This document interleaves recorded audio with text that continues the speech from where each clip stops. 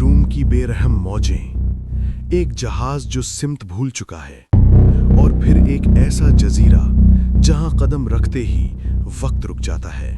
کیا ایک انسان دجال کو اپنی آنکھوں سے دیکھ سکتا ہے؟ کیا دجال ابھی قید ہے یا وہ پہلے ہی انسانوں کے ایمان کو آزما رہا ہے؟ اور کیوں نبی کریم صلی اللہ علیہ وسلم نے منبر پر کھڑے ہو کر فرمایا، تمیم داری کی بات میری بات کے مطابق ہے؟ یہ کہانی کوئی افسانہ نہیں، یہ ایک گواہی ہے۔ یہ ایک صحابی کی زبان سے بیان ہونے والا واقعہ ہے جو قیامت کی نشانیوں میں سے ایک سب سے خوفناک حقیقت کو بے نقاب کرتا ہے۔ بسم اللہ الرحمن الرحیم۔ السلام علیکم ناظرین، ہمارے چینل میں خوش آمدید۔ ویڈیو شروع کرنے سے پہلے آپ سے گزارش ہے کہ ہمارے اس چینل کو لائک اور سبسکرائب ضرور کریں۔ آئیے چلتے ہیں سلسلہ قصص الانبیاء کے واقعات کی طرف۔ تمیم بن اوس الداری رضی اللہ عنہ اس وقت تک مسلمان نہیں ہوئے تھے۔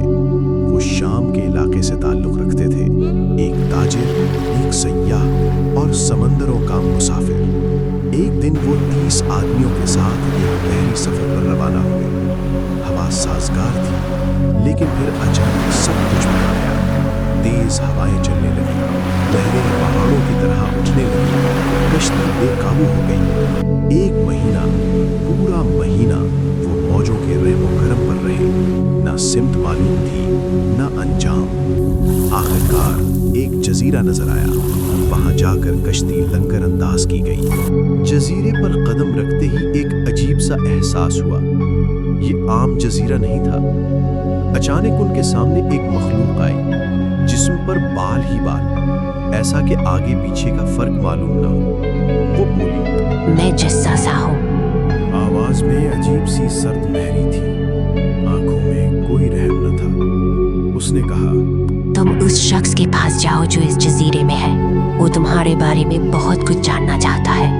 دل کانپ گئے، لیکن قدم آگے بڑھ گئے۔ وہ ایک بڑی عمارت میں داخل ہوئے، اور وہاں ایک انسان، لیکن ایسا انسان جس کے ہاتھ گردن تک بندھے تھے، ٹانگیں زنجیروں میں جکڑی ہوئی تھیں، آنکھوں میں عجیب سی تیزی، چہرے پر غرور۔ اس نے سوال شروع کیے، کیا بیسان کے کھجور کے درخت پھل دے رہے ہیں؟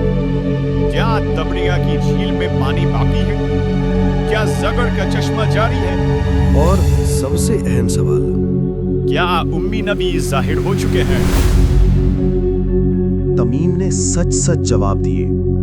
ہر جواب پر اس شخص کی آنکھیں چمک اٹھتی۔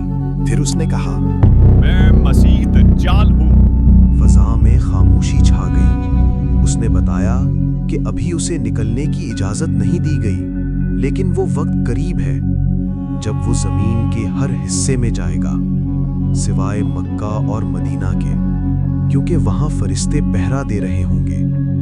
وہ دعویٰ کر رہا تھا، وہ غرور میں تھا، لیکن زنجیروں میں قید تھا۔ یہ قید اللہ کے حکم سے تھی۔ تمیم بن اوس داری رضی اللہ عنہ واپس مدینہ پہنچے۔ دل بوجھل تھا، آنکھوں میں وہ منظر تازہ تھا۔ جب انہوں نے نبی کریم صلی اللہ علیہ وسلم کو یہ واقعہ سنایا تو آپ صلی اللہ علیہ وسلم منبر پر تشریف لے گئے۔ پورا مدینہ جمع تھا۔ آپ صلی اللہ علیہ وسلم نے فرمایا، تمیم داری نے وہی بات کہی ہے جو میں تمہیں دجال کے بارے میں بتاتا آیا ہوں۔ یہ الفاظ امت کے لیے ایک اعلان تھے۔ دجال حقیقت ہے، وہ موجود ہے، اور وہ سب سے بڑا فتنہ ہے۔ نبی کریم صلی اللہ علیہ وسلم نے امت کو خبردار کر دیا۔ یہ واقعہ ہمیں صرف دجال کے وجود کی خبر نہیں دیتا، یہ ہمیں بیداری کا پیغام دیتا ہے۔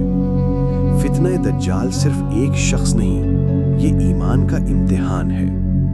علم کے بغیر ایمان کمزور ہو جاتا ہے، غفلت انسان کو تباہ کر دیتی ہے۔